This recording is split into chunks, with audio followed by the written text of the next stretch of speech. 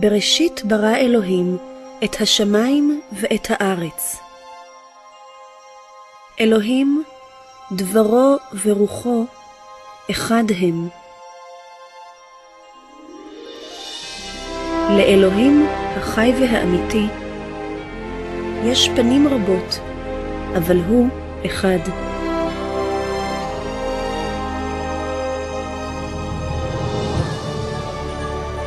בשמיים היה מלאך יפהפה בשם הלל בן שחר, שבחלקו נפל התפקיד הרם לשמור על כס אלוהים. יום אחד לליבו של הלל בן שחר נכנס חטא הגאווה. הוא רצה להיות שווה לאלוהים צבאות. הלל בן שחר בשגעונו פיתה מלאכים רבים להצטרף אליו בניסיון להשתלט על השמיים. אבל הייתה לו להלל בן שחר בעיה גדולה. הוא היה לא יותר מאשר יצור נברא. אלוהים השליך מן השמיים את הלל בן שחר ואת כל המלאכים המורדים. המלאכים האלה שירדו מגדולתם הפכו לשדים, והלל בן שחר לשטן. הם התמקדו סביב כדור הארץ שהפך למקום מושבו של השטן. הארץ הפכה לנקודת המוקד בדרמה המדהימה שהתרחשה. עכשיו הגיע הזמן להציג לפניכם את דמויות המפתח בסיפורנו. אלוהים אמר, נעשה אדם בצלמנו, כדמותנו, וירדו בדגת הים, ובעוף השמיים, ובבהמה, ובכל הארץ, ובכל הרמס, הרומס על הארץ. ויברא אלוהים את האדם בצלמו, בצלם אלוהים ברא אותו, זכר ונקבה ברא אותם. ויצר אדוני אלוהים את האדם, עפר מן האדמה, ויפח באפיו נשמת חיים, ויהי האדם לנפש חיה. אדם היה מושלם ונברא כדי לחיות לעולם.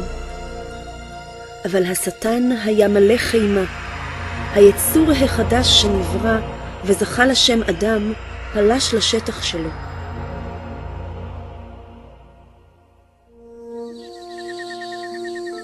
אדם חי בגן הנפלא, גן עדן, וקרא בשם לכל בעלי החיים שאלוהים הבן ברא. אדם התהלך עם אלוהים בהרמוניה, ואלוהים נתן לו שלטון על כל היצורים החיים. אבל השטן שנא את אדם ורצה במותו. ויצב אדוני אלוהים על האדם לאמור, מכל עץ הגן אכול תאכל, ומעץ הדעת טוב ורע לא תאכל ממנו. כי ביום אוכלך ממנו, מות תמותון.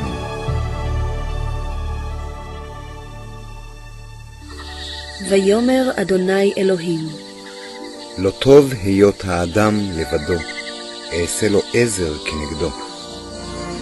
אז אלוהים ברא את חווה מצלעותיו של אדם. החיים שלהם בגן היו באמת גן עדן עלי אדמות. כשחווה הייתה לבדה, השטן התקרב אליה בדמות נחש יפהפה. הוא שיקר לחווה ופיתה אותה לאכול מפרי העץ האסור. חווה עשתה טעות נוראה, היא צייתה לשטן במקום לאלוהים. בחוסר ציות גלוי, אדם וחווה, שניהם גם יחד, באוכלם מפרי העץ האסור, חטאו לפני אלוהים. הם איבדו את תומתם. שניהם מתו מבחינה רוחנית, והחטא עבר מהם לצאצאיהם כמו וירוס. בגלל חטאם של אדם וחווה, החטא דבק בכולנו, ואף אחד מאיתנו לא נקי מכל חטא. אלוהים שונא חטא, ולא יאפשר לחטא להיות בנוכחותו. קללת המוות באה על כל האנושות ועל הארץ. אלוהים הטיל על האדמה קללה שגרמה לה להצמיח קוצים ודרדרים בגלל חטאם של אדם וחווה. וישלחהו אדוני אלוהים מגן עדן לעבוד את האדמה אשר לוקח משם. כתוצאה מחטאם של אדם וחווה, השטן השתלט על העולם הזה. השליטה על כל הארץ נלקחה מידי האדם, ועכשיו הוא היה עבד לנסיך החושך ולשליחיו השדים. אבל אלוהים באהבתו הבטיח לשלוח מושיע, גואל, שיפר את הנזק שנגרם על ידי אדם.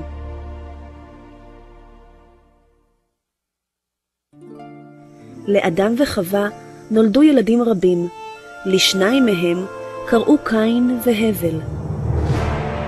קין הבכור בהתקף זעם מרושע רצח את אחיו הבל. האנושות כבר התחילה להתדרדר. ככל שכוחות הרשע נפרסו עלי אדמות, האנושות הפכה אלימה יותר ויותר. אין ספור מלחמות ומעשי רצח אלימים התרחשו. מקרי האונס והעינויים הלכו ותחפו. למרות רחמי אלוהים, ליבו של האדם המשיך לפנות כנגדו. ובני האדם, מכיוון שלא יראו את אלוהים, התדרדרו עד כדי שחיתות ברמה הנמוכה ביותר, אפילו עד לכדי הקרבת ילדים לשטן. היה נדיר למצוא אדם שאהב את אלוהים.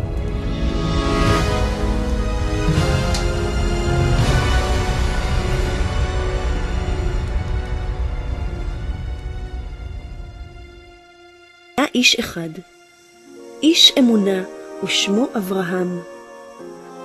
הוא היה ידיד ורע לאלוהים. אלוהים ברך את אברהם בבן כשאשתו הייתה בת 90 שנה. הלידה הזו הייתה בגדר נס. מהשושלת הזאת בא העם הנבחר של אלוהים, בני ישראל. בחלוף הזמן, בני ישראל השתעבדו למצרים וסבלו תחת ידם במשך 400 שנה. אלוהים שמע את זעקתם. הוא אהב אותם ורצה שהם ישרתו אותו, אז הוא שלח להם גואל. שמו היה משה. משה העביר את המסר של אלוהים לאדם שבידיו היה הכוח הרב ביותר עלי אדמות באותם ימים, פרעה הגדול. משה אמר את הדברים שאלוהים שם בפיו וזעק, שלח את עמי. אבל פרעה סירב להיענות לקריאתו. אז אלוהים שלח מכות נגד מצרים כדי לאלץ את פרעה להיכנע.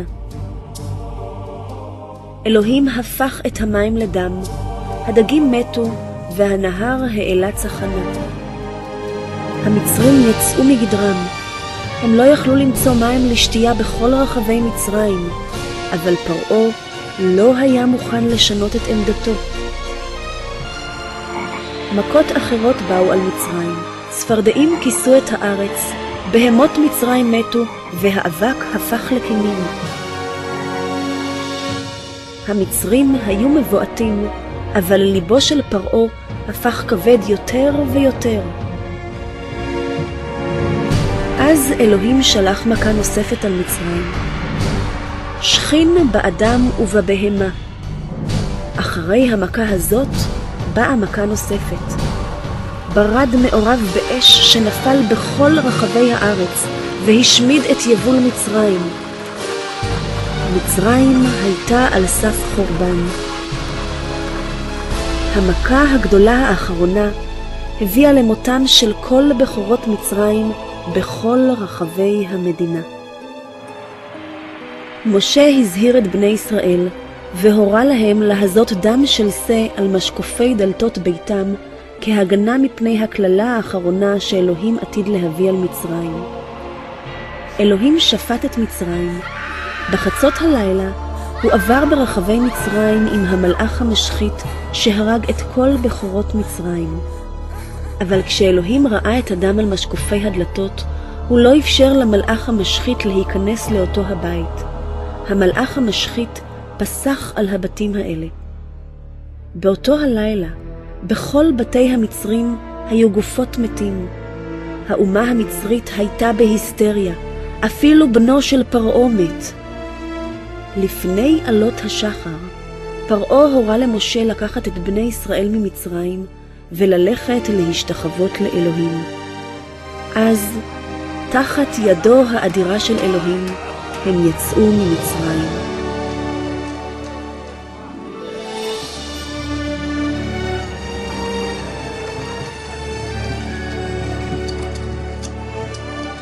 ויהי מקץ 30 שנה ו400 שנה. ויהי בעצם היום הזה יצאו כל צבאות אדוני מארץ מצרים. ליל שימורים הוא לאדוני להוציאם מארץ מצרים. פרעה עשה ניסיון אחד אחרון לעצור אותם, אבל אלוהים קרא את ים סוף כשהוא מאפשר בכך למשה ולבני ישראל לברוח מפני פרעה.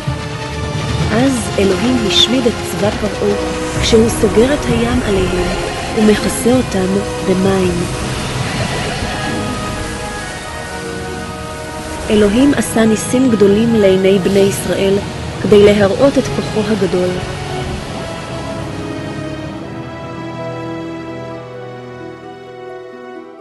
אלוהים נתן לעמו חוקים, את 10 הדיברות, כדי להגן עליהם מפני חטא ולהנחות אותם בנתיבי חייהם.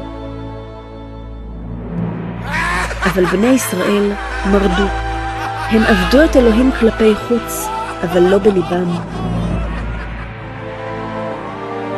עד מהרה הם שכחו את הניסים ואת החירות אליה יצאו מעבדות ממצרים.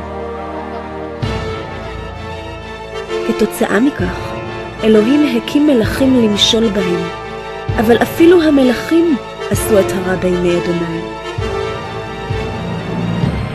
ויעבדו את עצביהם, כלומר את האלילים שלהם, ויהיו להם למוקש, ויזבחו את בניהם ואת בנותיהם לשדים, וישפכו דם נקי. דם בניהם ובנותיהם אשר זבחו לעצבי כנען, ותחנף הארץ בדמים. הארץ טומאה בדמם.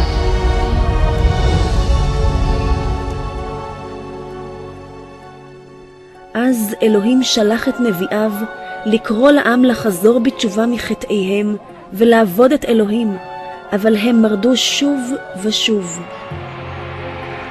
העם שנא את הנביאים, ובמקום לחזור בתשובה ולעבוד את אלוהים, הם הרגו את אנשי האלוהים האלה בלי רחמים. פעם אחר פעם בני ישראל חטאו. כתוצאה מכך, אלוהים הניח להם לגלות מארצם ולסבול תחת עולם של כובשים זרים. תראו אותנו היום. אנחנו כלל וכלל לא שונים מהם.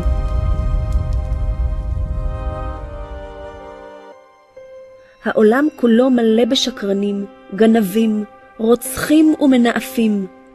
אנחנו אוהבים נקמה. כולנו נתונים תחת קללת החטא. הכתובים מכריזים כי כולם חטאו וחסרי כבוד אלוהים המה.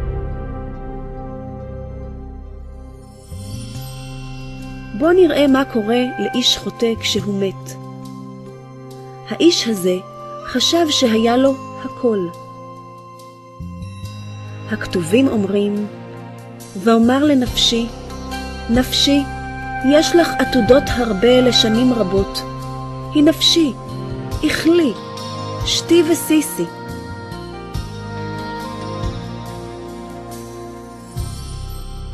אבל אלוהים אמר לו, אתה הכסיל, בעצם הלילה הזה ידרשו ממך את נפשך. וכאשר נגזר על בני אדם פעם אחת המוות ואחריו הדין. ונהי כתמה כולנו, וכבגד עידים כל צדקותינו, וניבול כעלה כולנו, ועווננו כרוח יישאונו.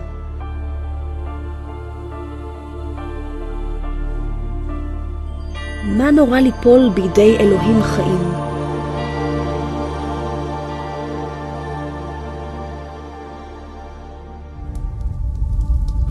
אחרי מותו, נפשו נלקחה מיד לשאול, לחכות למשפט האיום של אלוהים, וכל זאת רק מכיוון שהוא דחה את מתנת חיי הנצח של אלוהים.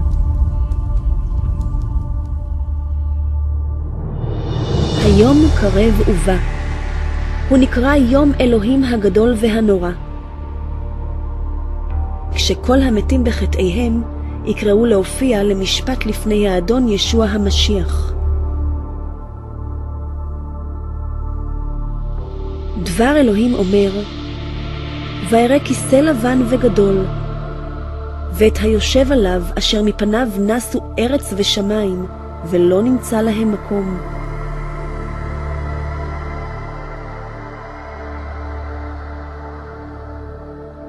ויתן הים את מיטב,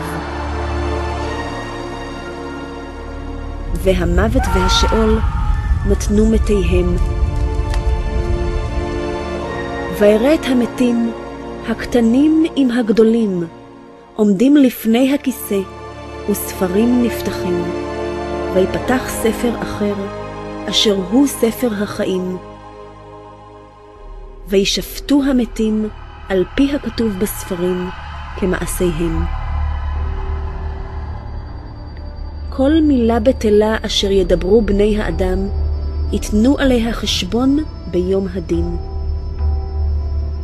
כשהכל ייגמר, אלוהים יבקש ממלאך לפתוח את ספר החיים, כדי לראות אם שמך מופיע בו. המלאך יביט ויאמר, אלוהים, השם לא מופיע בספר. ואלוהים יאמר, לכו מעלי, אתם הארורים, אל אש עולם, המוכנה לשטן ולמלאכיו. וילכו אלה לעונש עולם, והצדיקים לחיי עולם.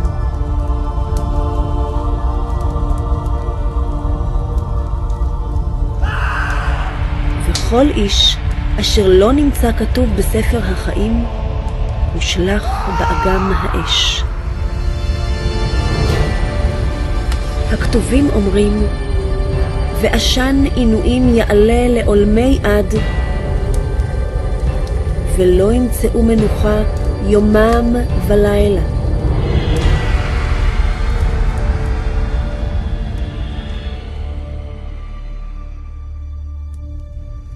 אבל אלוהים, באהבתו האדירה, סלל את הדרך לפניך, כדי שלא תצטרך להגיע למקום הנוראי הזה. כי לא יחפוץ בעבוד איש, כי אם בפנות כולם לתשובה. אלוהים אוהב אותך, ורוצה שתחיה איתו בשמיים, והוא הכין דרך שתאפשר לך להגיע לגן עדן ולא לגיהנום. והדרך הזאת היא דרך הגואל, המושיע המובטח.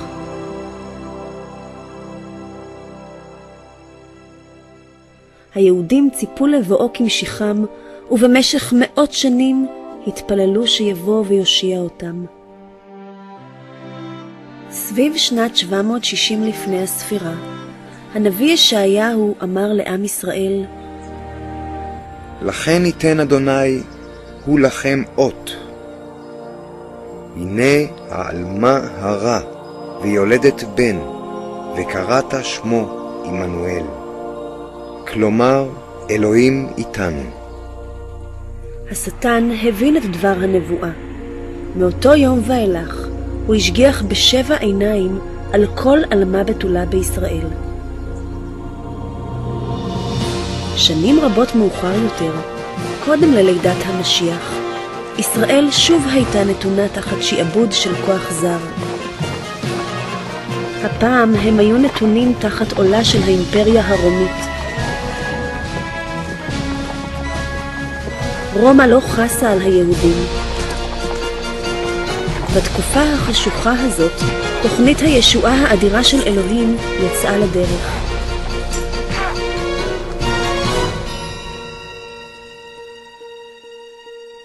כשגבריאל, אחד מבכירי המלאכים בשמיים, נכנס לתחומי האטמוספירה של כדור הארץ, כוחות החושך סערו, והבינו מיד שלוח הזמנים של אלוהים נמצא בתנועה. גבריאל בא לעיר בשם נצרת לבקר את מרים, נערה בתולה, כדי למסור לה מסר שישנה את העולם לעולם ועד. מרים הוכתה בתדהמה למראה המלאך. הוא אמר לה, הנך הרה ויולדת בן, וקראת שמו ישוע. והוא גדול יהיה, ובן עליון יקרא, ולמלכותו אין קץ. ותאמר מרים אל המלאך, איך תהיה זאת? ואני אינני יודעת איש. רוח הקודש תבוא עלייך, וגבורת עליון תצל עלייך.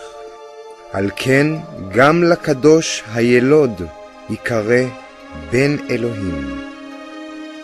ומרים האמינה לדבריו של גבריאל, ואמרה, יהי לי כדברך. ישוע עוזב את פאר השמיים כדי להתחיל בשליחותו. היעד נצרת. רוח הקודש בא על מרים והיא הרתה. בתוך גופה בורא העולם הופך לתינוק.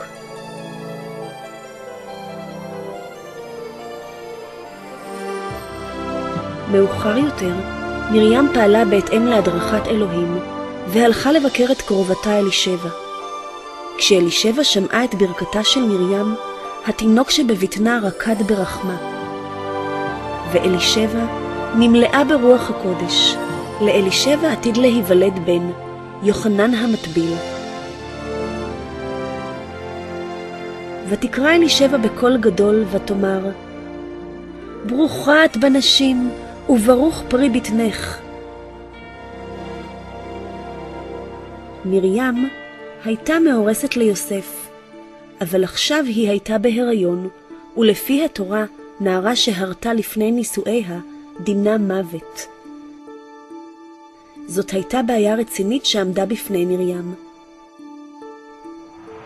מאחורי הקלעים, השטן רצה שמרים תסכל על המוות כדי להרוג את הילד שבבטנה, אבל יוסף אהב את מרים ולא רצה לבזות אותה בעיני הקהל. הוא חשש לגורלה ותכנן לשלח אותה בסתר.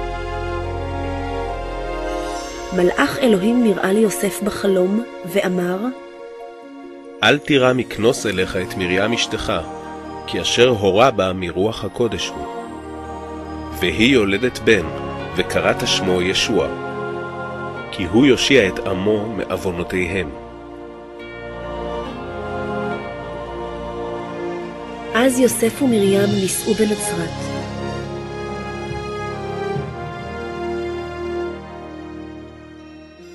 השטן גרם לקיסר אוגוסטוס להכריז על מפקד תושבים בכל העולם. כוונתו של השטן הייתה רעה, אבל הוא למעשה עזר להגשים אחת מנבואות המקרא בכך שהוא אילץ את יוסף ומרים לצאת למסע לבית לחם, המקום בו ישוע נועד להיוולד על פי נבואות התנ"ך. בית לחם הייתה גם עיר מולדתו של יוסף, ושם היה עליו להתפקד לצורכי מס.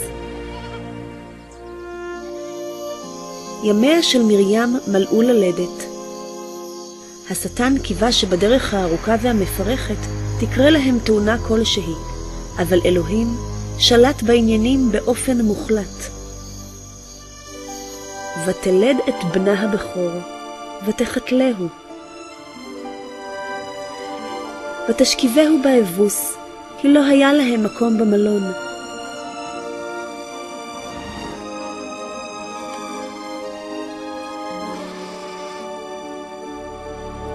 ורועים היו בארץ ההיא, לנים בשדה, ושומרים את משמרות הלילה בעדרם. והנה מלאך אדוני ניצב עליהם ויאמר, אל תיראו, כי הנני מבשר אתכם שמחה גדולה, אשר תהיה לכל העם, כי היום יולד לכם בעיר דוד מושיע, אשר הוא המשיח, האדון. ויהי פתאום אצל המלאך המון צבא השמיים, והם משבחים את האלוהים. בורא העולם נולד בעורבה, והושכב באבוס. הכתובים אומרים כי בעולם היה, ועל ידו נהיה העולם, והעולם לא הכירו.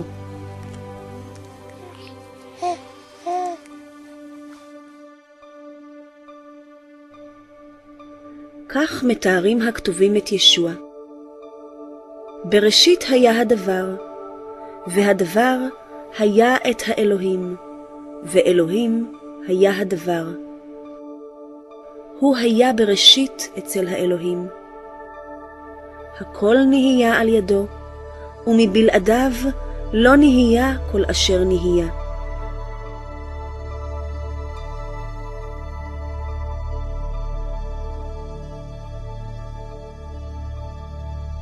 ויהי במלאת לנער 8 ימים ואימול, ויקרא שמו ישוע, כשם אשר קרא לו המלאך בטרם אשר הורה בבטן.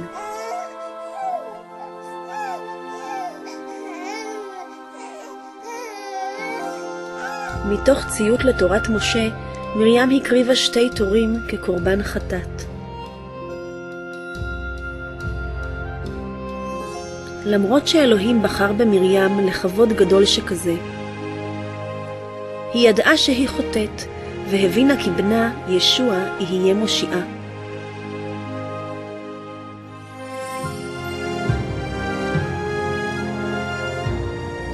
במקדש היה איש מכובד בשם שמעון.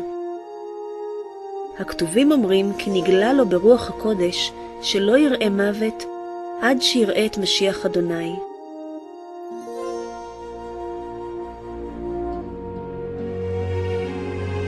הוא לקח את הילד ישוע בזרועותיו ואמר, ראו עיניי את ישועתך. בשעת לידתו של ישוע הופיע כוכב בשמיים, וחכמים מהמזרח כשהם נושאים עמם מתנות הלכו בעקבות הכוכב. המסע שלהם נמשך 2 עד שהם הגיעו בסופו של דבר לירושלים. החכמים באו למלך הורדוס ושאלו, איה מלך היהודים הנולד, כי ראינו את כוכבו במזרח, ונבוא להשתחוות לו. ויהי כשמוע הורדוס המלך את דבריהם, ויבהל הוא וכל ירושלים עמו. ויקהל את כל ראשי הכהנים וסופרי העם, וידרוש מאיתם לאמור איפה ייוולד המשיח. ויאמרו לו, בבית לחם יהודה. ויהי כשומעם את דברי המלך, וילכו. והנה הכוכב אשר ראו במזרח דרך לפניהם, עד בואו אל מקום אשר שם הילד, ויעמוד ממעלו. ויבואו הביתה, וימצאו את הילד עם מרים אמו, ויפלו על פניהם, וישתחוו לו. ויפתחו את אוצרותם, ויקריבו לו מנחה, זהב ולבונה ומור.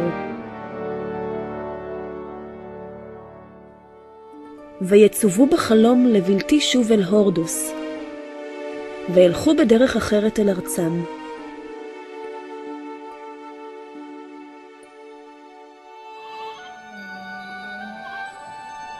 הם הלכו משם, והנה מלאך אדוני נראה אל יוסף בחלום לאמור, קום, קח את הילד ואת אמו, וברח לך מצרימה.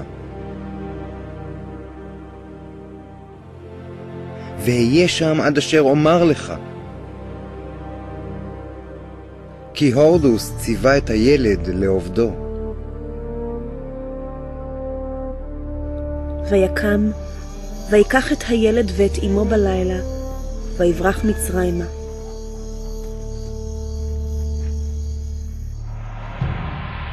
וירא הורדוס כי התלו בו החכמים, ויקצוף מאוד, וישלח, וימת את כל הילדים אשר בבית לחם ובכל גבוליה מבין 2 ומטה, כפי העת אשר חקרה מפי החכמים.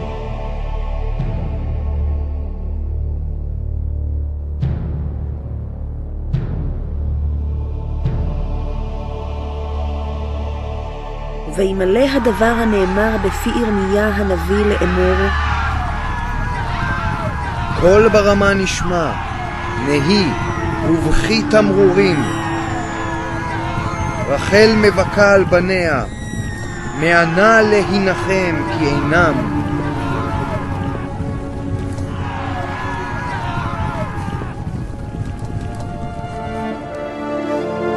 למרות שטבח גדול נעשה בחפים מפשע, אלוהים לקח את נשמותיהם הקטנות, היקרות, אליו לשמיים.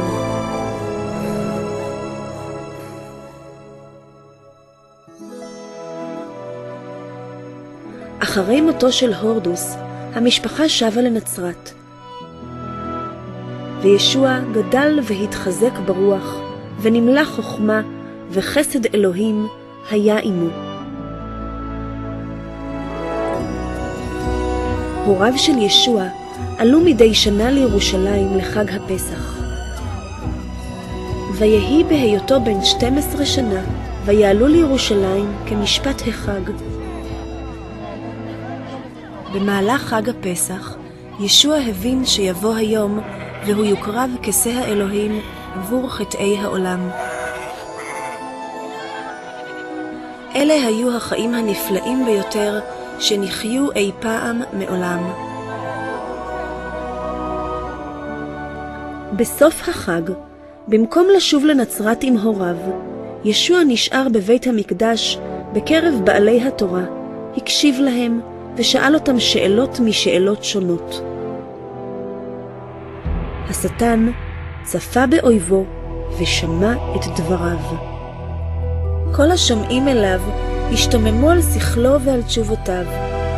איך זה שישוע הצעיר הכיר את התורה עד כדי כך על בוריה? זה היה פשוט. 1500 שנה קודם לכן, הוא עצמו נתן את החוקים והמצוות למשה על הר סיני. כשיוסף ואמו מצאו את ישוע, הם השתוממו. אמו אמרה אליו, בני, מדוע ככה עשית לנו? ויאמר עליהם, למה זה ביקשתם אותי? הלא ידעתם כי עלי להיות באשר לאבי? וישוע הולך וגדל בחוכמה ובקומה ובחן עם אלוהים ועם אנשים. 18 שנה מאוחר יותר, יוחנן המטביל נשאל אם הוא נביא. הוא ענה להם ואמר, אנוכי מטביל במים, ובתוככם עומד אשר לא ידעתם אותו. הוא הבא אחריי, אשר היה לפניי, ואני קטונתי מעתיר שרוך נעליו. למחרת היום, ישוע שהיה עכשיו כבר בן 30, בא אל יוחנן כדי להתאבל. כשיוחנן המטביל ראה אותו, הוא אמר, הנה שא האלוהים, הנושא חטאת העולם. וישוע, לאחר שנטבל, מיהר לעלות מן המים. והנה, נפתחו לו השמיים, וירא את רוח אלוהים יורדת כיונה, ונחה עליו. והנה קול מן השמיים אומר, זה בני אהובי, אשר רצתה נפשי בו. ואחרי כן הוציא אותו הרוח אל המדבר. הוא היה שם במשך 40 יום עם החיות, ולא בא דבר מאכל אל פיהו, והשטן ניסהו. למרות כל מאמציו של השטן לגרום לישוע לחטוא, הוא נכשל כישלון נחרץ, כי ישוע הוא אל עליון ואין בו כל חטא. כשהניסיון בא אל קיצו, ישוע אמר, סור ממני השטן, כי כתוב, לאדוני אלוהיך תשתחווה, ואותו לבדו תעבוד. וירף ממנו השטן, והנה ניגשו מלאכים וישרתוהו. כשישוע התחיל בפעילותו הציבורית, הוא הכריז, חזרו בתשובה, כי מלכות השמיים קרבה. ישוע גילה כיצד אלוהים עצמו מרגיש כשאמר, אהבו את אויביכם, היטיבו לשונאיכם. הלימוד שלו היכה את האנשים בתדהמה, והם אמרו, מעולם לא דיבר איש כאיש הזה. מרבית המנהיגים הדתיים ששלטו בבית המקדש היו צבועים עשירים חסרי כל רחמים, והם השחיתו את תורת אלוהים. עד מהרה הם הפכו לאויביו של ישוע. בית המקדש הפך לבית מסחר, מערת פריצים, מקום של גזל מהעניים והחפים מפשע. כשישוע ראה את הנעשה במקדש, זעמו התעורר, והוא הכין לעצמו שוט מחבלים. הוא גירש את הנוכלים הדתיים מבית המקדש, הפך את שולחנות חלפני הכספים ופיזר את כספם, ואמר, אל תעשו את בית אבי לבית מסחר.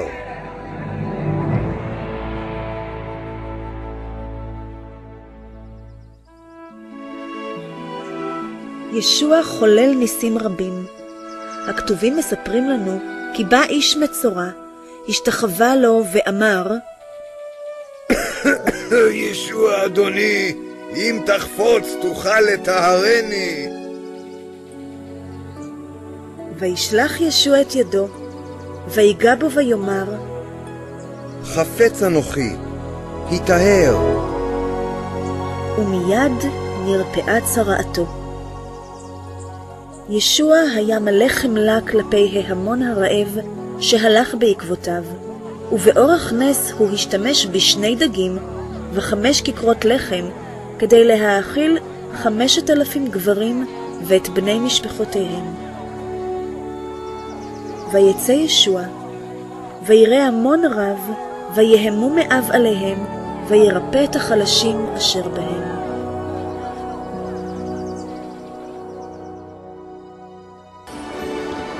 לילה אחד, ישוע הפתיע את תלמידיו כשהלך לקראתם על פני המים. הוא אמר להם, חזקו, כי אני הוא, אל תיראו. כל הבריאה צייתה לבן אלוהים. ישוע הכריז, אנוכי התקומה והחיים, המאמין בי יחיה גם אם ימות.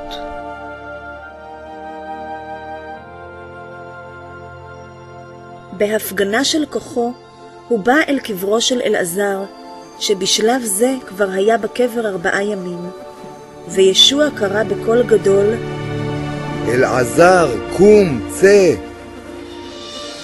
ויצא המת, וידיו ורגליו כרוכות בתכריכין, ופניו עטופים במטפחת.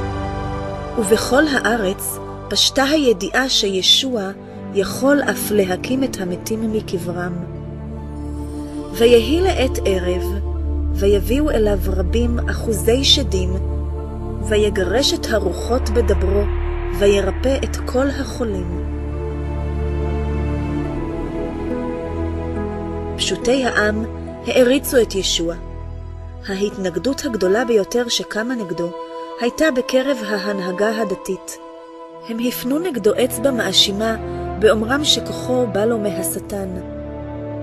אבל ישוע אמר להם, אתם מן אביכם השטן, ולעשות את תאוות אביכם חפצתם.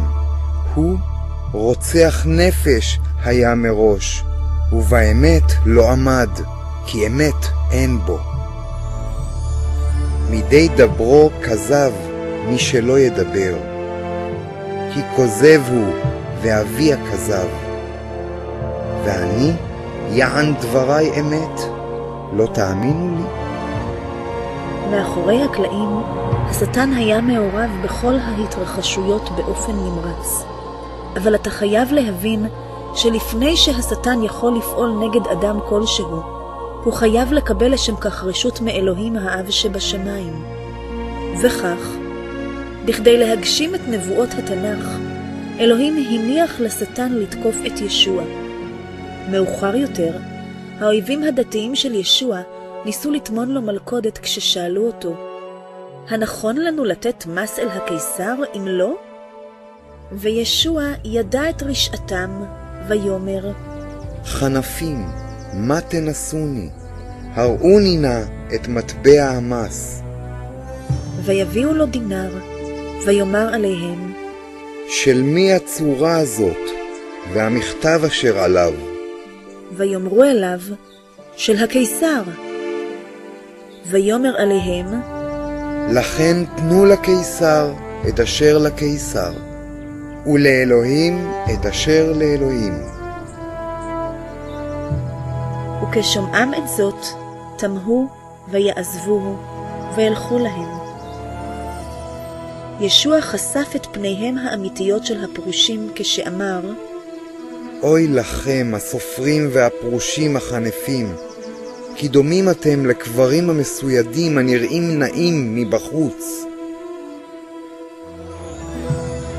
ותוכם מלא עצמות מתים וכל טומאה. נחשים אתם, ילדי צפעונים, איכה תימלטו מדין גיהנום.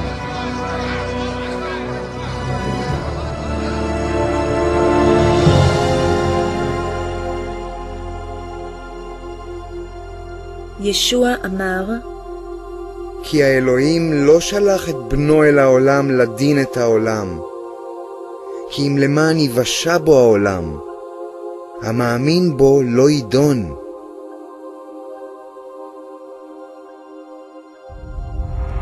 ואשר לא יאמין בו כבר נידון, כי לא האמין בשם בן האלוהים היחיד.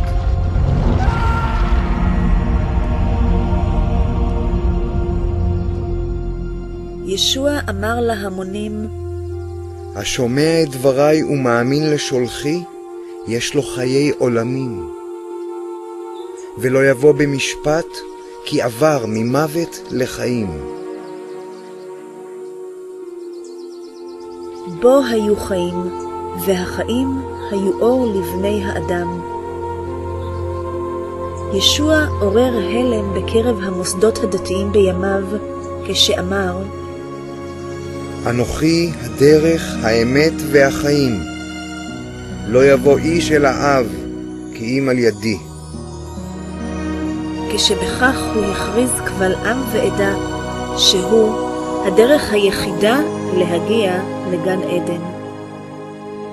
הדברים האלה שאמר ישוע הפכו את העולם הדתי בימיו על פניו. הם שנאו את ישוע אז בגלל הדברים שאמר, והמוני אנשים שונאים את המילים האלה גם בימינו אנו. פעילותו הציבורית של המשיח עמדה להסתיים. הנביא דניאל חזה את היום המדויק בו המשיח ייכנס לירושלים, כשהוא מלווה בצעקות שבח והלל. אבל ישוע ידע שתוך שבוע ימים הם יצעקו, הצלב! השטן עבד בקדחתנות בניסיון להביא את ראשי היהודים לזמום את מותו של האויב הגדול ביותר שלו. אחרי הכל, ישוע המשיח הוא שהשליך אותו ואת המלאכים שלו מגן עדן. התלמידים עדיין היו מלאי התרגשות בעקבות כניסתו של ישוע לירושלים כמנצח, והאמינו שעד מהרה הוא יוכתר כמלך. אבל בארוחת הסדר, ישוע הסביר להם שהוא עומד לשפוך את דמו ולמות. ישוע לקח לחם ויין כסמל למה שעתיד להתרחש. הוא בצע את הלחם שסימל את גופו שהיה עתיד לסבול את עולו של הצלב.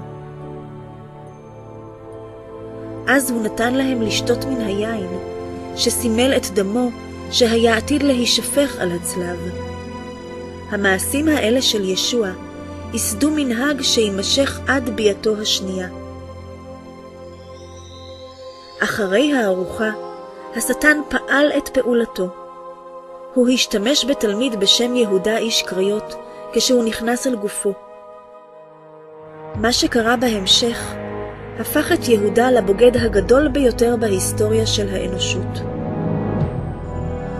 יהודה הלך לראשי הכהנים במטרה להסגיר את ישוע לידיהם. יהודה בגד בישוע תמורת 30 מטבעות כסף. אז השטן, שהאמין ששעת הניצחון שלו הגיע, זימן את כוחות הרשע שלו לירושלים במטרה להשמיד את ישוע, אור העולם. בת שמנים, ועזב אותה מאחור כדי שיוכל ללכת ולהתפלל לבדו. הכתובים אומרים כי באו עליו חבלי מוות ויוסף להתפלל בחוזקה. ותהי זעתו כנטיפי דם יורדים על הארץ. ישוע, שמעולם לא חטא ומרמה לא הייתה על שפתיו, עמד לקחת על עצמו את חטאי העולם כולו. ישוע התפלל ואמר, אבי, אם רצונך להעביר מעלי את הכוס הזאת, אך אל יהי כרצוני, כי אם כרצונך.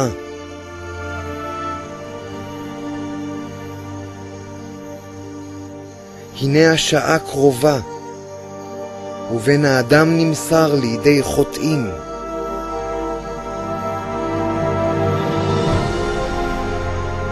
עודנו מדבר, ויהודה בא, והוא אחד מה12, ועמו המון רב בחרבות ובמקלות, מאת הכהנים הגדולים והסופרים והזקנים.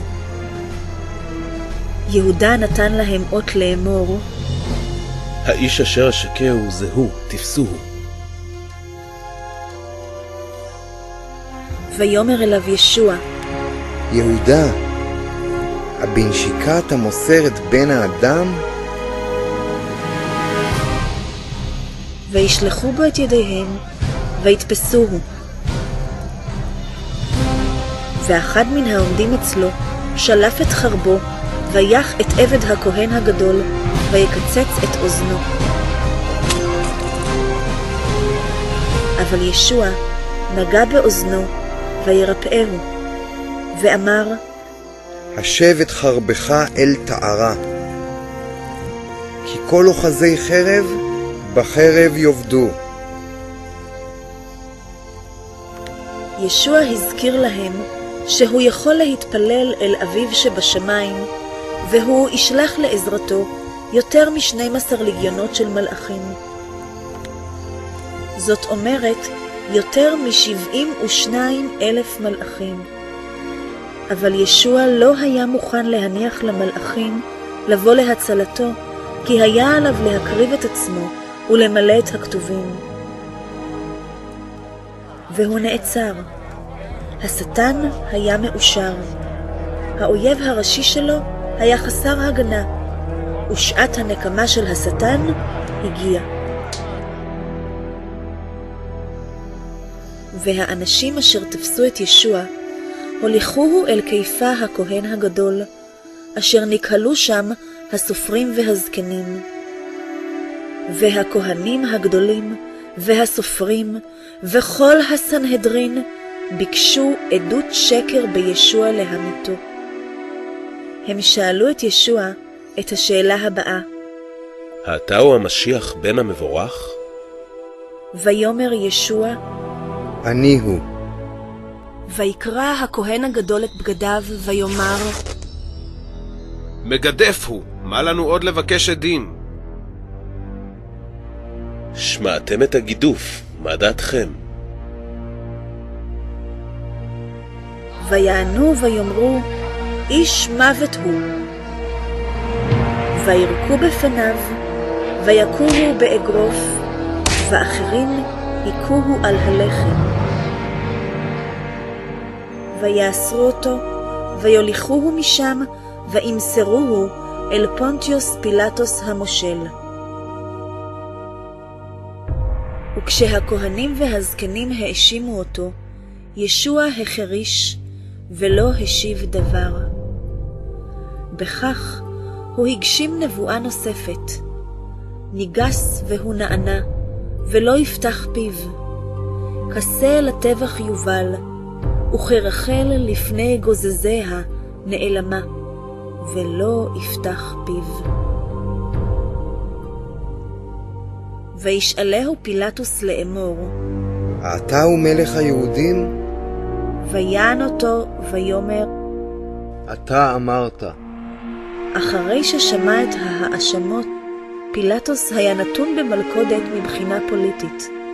בפחדו הוא ניסה למצוא דרך מוצא, ויאמר פילטוס אל ראשי הכהנים ואל המון העם, לא מצאתי דבר אשם באיש הזה.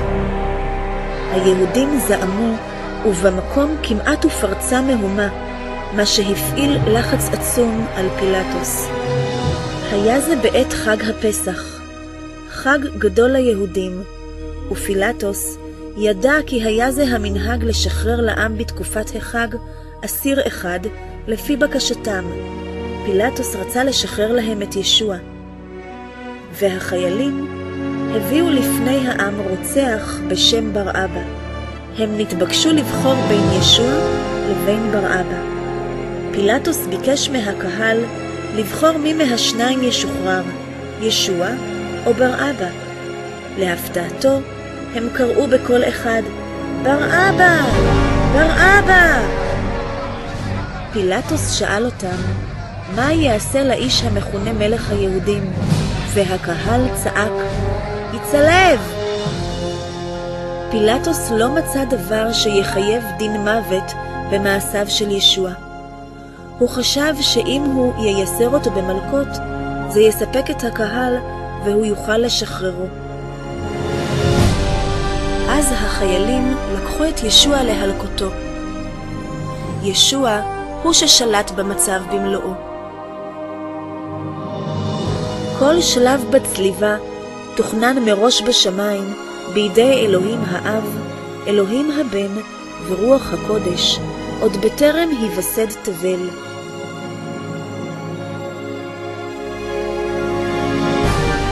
הם קשרו את ידיו של המושיע לקורה והילקו אותו. כשהם ממלאים בכך את דבר הנבואה, גבי נתתי למכים. לישוע היה הכוח לעצור אותם, אבל באהבתו הוא הניח להם להמשיך ולהכותו.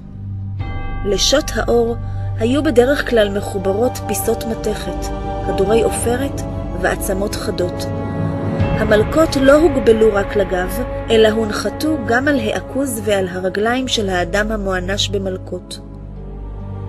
כשהעצמות החדות והמתכת קרעו בבשר החי, השרירים נקרעו לחתיכות.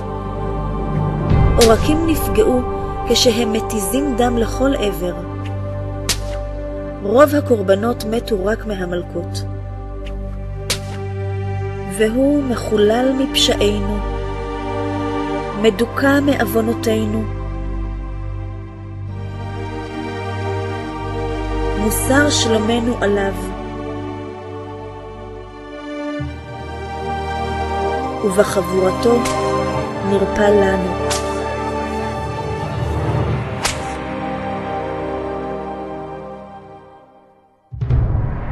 אתם זוכרים שאלוהים קילל את האדמה בגלל החטא ואמר לה שהיא תצמיח קוצים ודרדרים?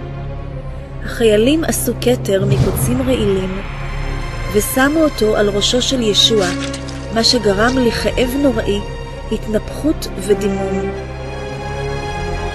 ישוע היה עתיד להפוך לקורבן חטאת בעבורנו. כתר הקוצים סימל עד כמה נורא הוא החטא. ויפשיטו אותו את בגדיו, ויעטפוהו מעיל שני. וישימו מטה בימינו, ויכרעו לפניו, ויתלוצצו בו לאמור, שלום לך מלך היהודים. החיילים שהיו במקום, כל אחד ואחד מהם, היכו את ישוע בפניו באגרופיהם, בלי רחמים, והיכו בראשו עם המטה. הם ירקו על שא האלוהים כשהם מגשימים בכך את הכתוב, פניי לא הסתרתי מכלימות ורוק. נבזה וחדל אישים, איש מכאובות וידוע חולי. ישוע הובא שוב לפני פילטוס, שהתפאר ואמר שלא לבדו הכוח לצלוב או לשחרר את ישוע. אבל ישוע ענה ואמר, לא הייתה לך רשות עליי, לולא ניתן לך מלמעלה.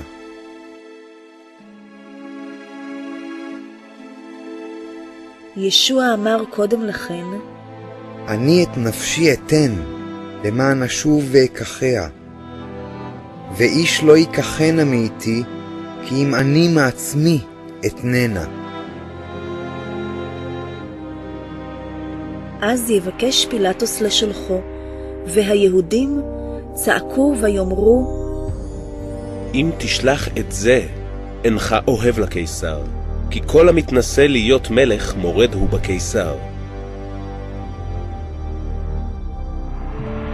השטן עורר את רגשות הקהל לכדי שנאה לישוע. השטן האמין שהוא נמצא בשליטה מוחלטת בעניינים, אבל אין דבר שהיה רחוק מהאמת. שלא בידיעתו, השטן היה בובה בידי אלוהים. הוא היה חסר מודעות לחלוטין לכך שמעשיו מביאים להתגשמותן של נבואות התנ"ך. פילטוס אמר בפעם האחרונה ליהודים, הנה מלככם. אבל הכהן הגדול אמר, אין לנו מלך כי אם הקיסר. הקהל המשיך לצעוק, יצלב! יצלב! ויהי כראות פילטוס, כי לא יועיל מאומה, ורבתה עוד המהומה, ויקח מים, וירחץ את ידיו לעיני העם, ויאמר, נקי אנוכי מדם הצדיק הזה. ויענו כל העם ויאמרו, דמו עלינו ועל בנינו. בכך הם למעשה הביאו כללה על עצמם, ומאז ועד היום הם סבלו בשל כך. אז פילטוס מסר את ישוע להצלב, והם לקחו אותו והוליכוהו אל מקום הצליבה.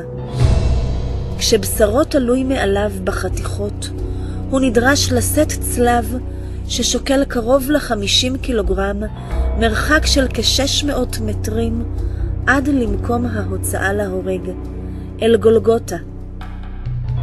העץ הגס חתך בגבו השסוע. בשלב זה הוא כבר סבל מהתייבשות. עצם העובדה שהוא עוד היה בין החיים היא נס כשלעצמו. נבואה נוספת התגשמה. אכן חוליינו הוא נשא, ומכאובינו סבלם. ואנחנו חשבנוהו נגוע, מוכה אלוהים ומעונה. ועוד נבואה, גבי נתתי למכים ולחיי למורטים, פניי לא הסתרתי מכלימות ורוק.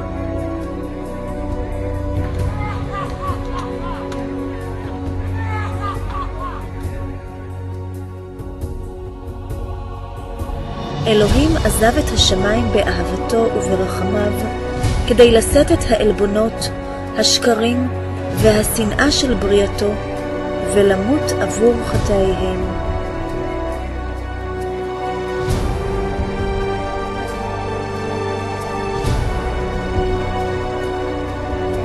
המלאכים צפו בנעשה בחלחלה. בשלב זה הפנים של ישוע היו גוש של רקמות קרועות. הקוצים שגרמו נפיחות וזיהום אדירים שכאלה היו מכוסים כמעט לגמרי בבשר נפול, והוא כבר לא נראה כמו בן אנוש.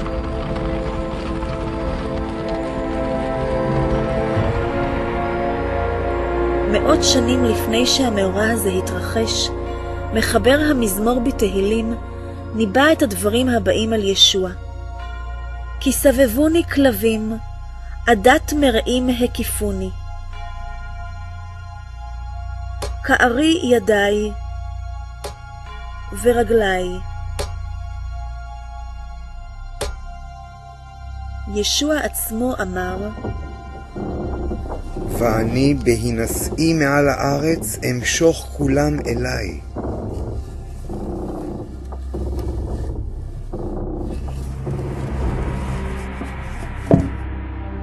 אין אהבה גדולה מאהבתו של הנותן את נפשו בעד ידידיו. ויצלבו איתו שני אנשי בליעל, אחד לימינו ואחד לשמאלו. וימלא הכתוב האומר, ואת פושעים נמנע.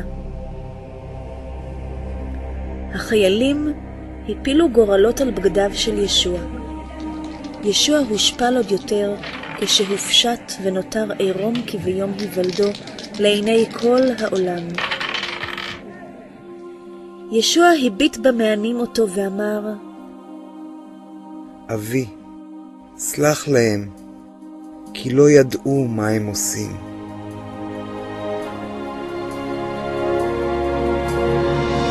הצופים לעגו לו ואמרו, הושע את עצמך, הורדה מן הצלב. וכן לעגו לו גם ראשי הכהנים עם הסופרים, באומרם איש על רעהו, את אחרים הושיע ואת עצמו לא יוכל להושיע? המשיח מלך ישראל ירד נא מן הצלב למען נראה ונאמין.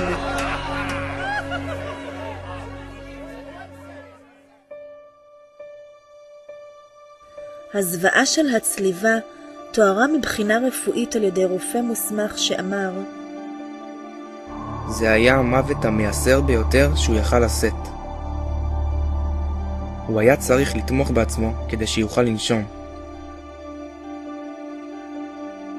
הכאב החד שגרמו המסמרים שהיכו בעצב המרכזי בשורש כף היד הזדחל במעלה ידיו אל מוחו ובמורד עמוד שדרה שלו. המסמר שגירה את העצבים שבעצמות כפות רגליו גרם לגופו להזדקר כלפי מעלה. אז שרירי הרגליים התכווצו ודחפו את גופו כלפי מטה, כשהם גורמים לו להטיח את גופו בצלב. אוויר נשאב פנימה, אבל לא נשאף החוצה, עד שההצטברות של דו תחמוצת הפחמן בריאות ובזרם הדם גירה את הנשימה כדי להקל על האביתות.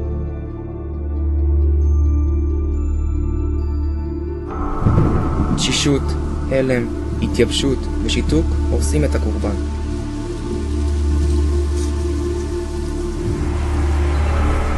הלב בקושי מצליח לשאוב את הדם הסמיך, שכל אחד ממיליארדי התאים שלו מתים אחד אחד.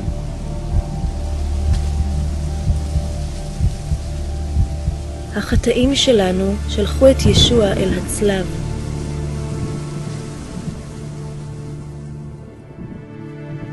אשר שממו עליך רבים, כן משחת מאיש מראהו, ותוארו מבני אדם.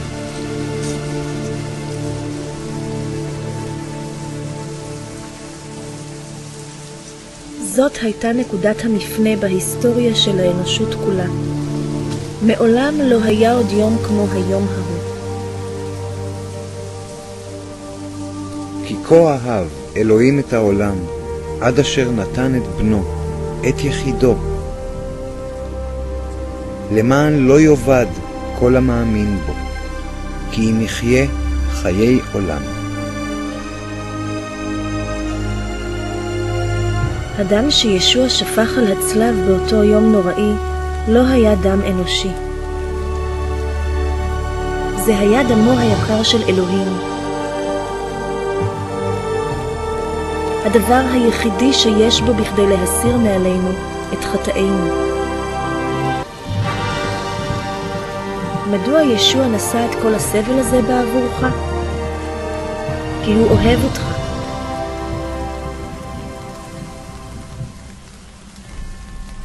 השמיים הפכו שחורים כשאלוהים האב לא יכל לשאת את החטא שבנו לקח על עצמו.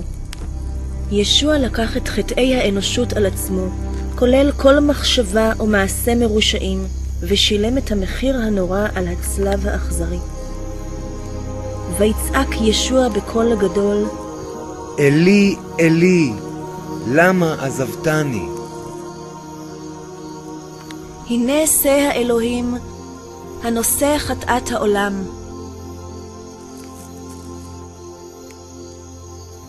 שניות ספורות לפני מותו, ישוע זעק, נשלם!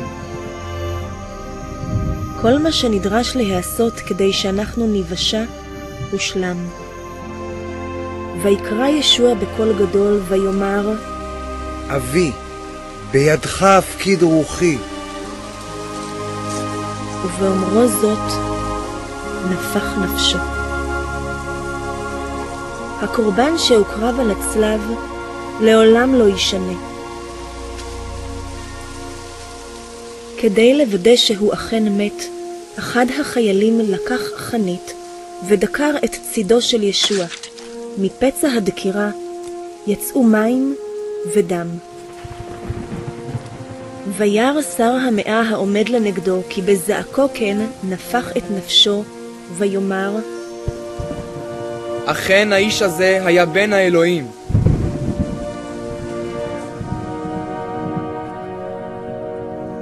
אחרי מותו, גופתו של ישוע הורדה מהצלב, נחרכה בסדין, והושמה בקבר חצוב בסלע. ירושלים הייתה עטופה בחוסר ודאות.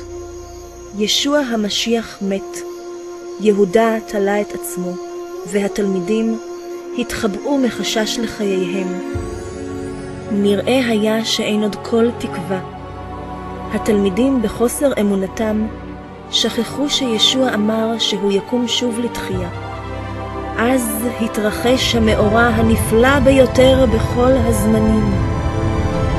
אחרי 3 ימים בקבר, כבוד אלוהים פרץ החוצה, וישוע הצלוב קם לתחייה מן המתים, כשהוא מביא לעולם תקווה לחיי עולם.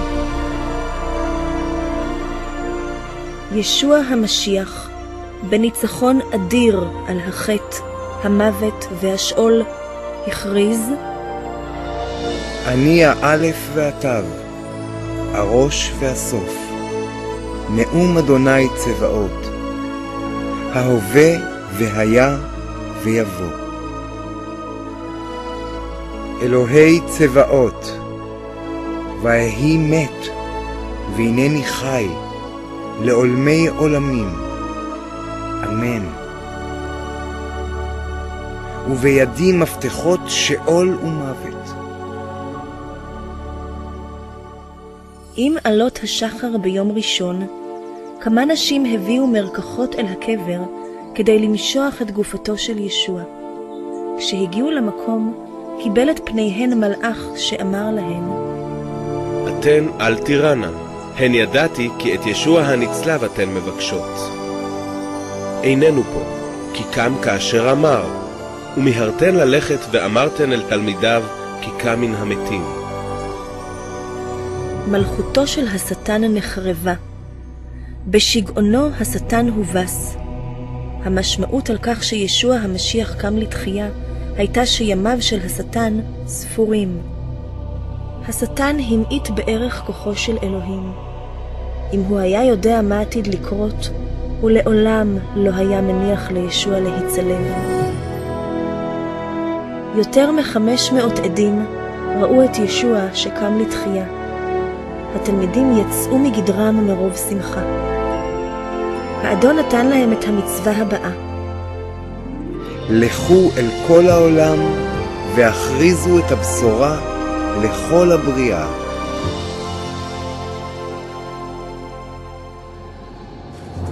עכשיו הביטו מסביבכם וראו את כל מיליארדי האנשים שמתו בחטאיהם. ישוע אהב את האנשים האלה מספיק כדי לעזוב את מלכות השמיים ולהזהיר אותם אודות הגהנום והמשפט. הוא שפך את דמו היקר, דם אלוהים, כדי להסיר מעליהם את חטאיהם. הוא מת וקם מן המתים. אבל אף אחד מהאנשים האלה לא האמין בו. אף אחד מהם לא הפך את ישוע לאדון ולמושיע בחייו. במקום לבחור בחיים, הם בחרו במוות. אז ישוע, כאלוהי צבאות והשופט האחרון, נאלץ לשלוח אותם לכאן, אל המוות השני שלהם. בשם אלוהים, לפני שיהיה מאוחר מדי, לפני שתמות, האמן בישוע והפוך אותו לאדון ולמושיע שלך. לפני שתמצא את עצמך במקום הנורא הזה,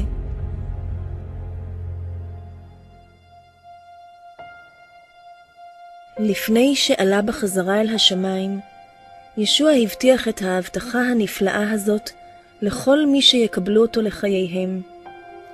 אל יבהל לבבכם. האמינו באלוהים ובי האמינו. בבית אבי מעונות רבים, ואם לא כן הוא, כי עתה הגדתי לכם. הנני הולך להכין מקום לכם. והיה כי הלכתי והכינותי לכם מקום, שוב אשוב ולקחתי אתכם אליי, למען באשר אהיה שם תהיו גם אתם. ישוע הכריז ואמר כי ניתן לי כל שלטון בשמיים ובארץ. אז הוא ניסה השמיימה בעננים. צופה יקר, זהו הסיפור הנפלא ביותר שסופר מעולם. ישוע הוא אכן אור העולם. אם תוותר על ישוע, תוותר על הדרך להיכנס לגן עדן. הוא עצמו אמר, הנני הדרך והאמת והחיים. לא יבוא איש אל האב כי אם על ידי. ואם תודה בפיך שישוע הוא האדון ותאמין בלבבך שהאלוהים העירו מן המתים, אז תיוושע.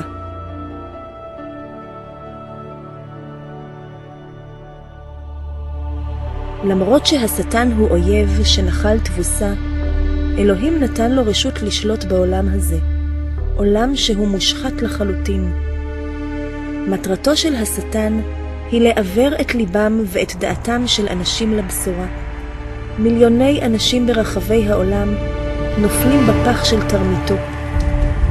דת היא אחת מדרכיו של השטן להשמיד את נפשך, אבל ישוע בא להושיע את נפשך. השטן גרם להמוני אנשים ללכת בעקבות הדברים שלימד בודה. אבל בודה מת, אין לו כוח להושיע, כי הוא לא יותר מאשר בן אדם. דתות עובדי האלילים הקדומות השתחוו לאשתורת, שמוכרת גם בכינוי מלכת השמיים. היום מיליוני רומים קתולים משתחווים שלא ביודעין לאותה אלילה פגנית בדמותה של הבתולה מרים. אלוהים עצמו אומר בדברו הקדוש, ארור האיש אשר יעשה פסל ומסכה. לא תשתחווה להם ולא תעבדם, תועבת אדוני היא. אחת מיצירות המופת של השטן היא האסלאם. ההיסטוריה מוכיחה שאללה הוא לא יותר מאשר אל הירח של המזרח התיכון. על מוחמד נגזר לבלות את הנצח שלו בגהנום כשהוא דחה את ישוע כאדון וכמושיע. השטן סיפק לאנושות מיליוני אלילים לעבוד ולהשתחוות להם. בגלל דמיונו המרושע, האדם השתחווה לכל דבר, החל מרמסים, אבנים, נהרות, אלילים מעשי ידי אדם, ואפילו לשטן עצמו.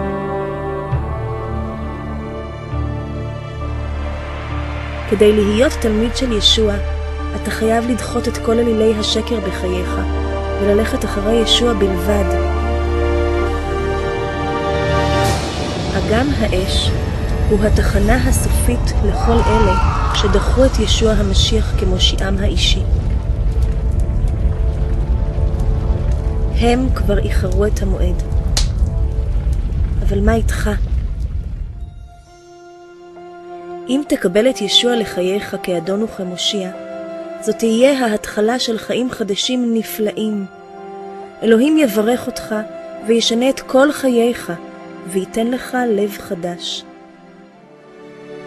כל הבעיות שלך לא ייעלמו, אבל הוא יישא את המסעות שלך עבורך. השלך עליו את יהבך, כי הוא ידאג לך. אבל החלק הטוב ביותר יבוא כשתעמוד לפני המושיע הנפלא שלך עם מותך, והוא יאמר לך, כן העבד הטוב והנאמן, בוא אל שמחת אדונך. אלוהים אוהב אותך, והוביל אותך לכאן כדי שתוכל להינצל מאש הגהנום הבוערת. אם אתה רוצה שישוע יהפוך לאדון ולמושיע שלך, אתה צריך לבקש ממנו לבוא אל לבך. חזור על הדברים הבאים והתכוון למה שאתה אומר. ישוע המשיח, אני מכיר בכך שאני חוטא ואני זקוק לסליחה. אני מאמין שישוע מת עבורי וקם לתחייה מן המתים. ישוע, אני חוזר עכשיו בתשובה על חטאיי. אני מוכן להפנות את גבי לחטא. אנא, בוא והיכנס אל תוך ליבי. אני מכיר בכך שרק אתה לבדך יכול להושיע אותי. תודה לך על שאפשרת לי לשמוע ולקבל את דבר חיי הנצח. בשם ישוע המשיח. אמן.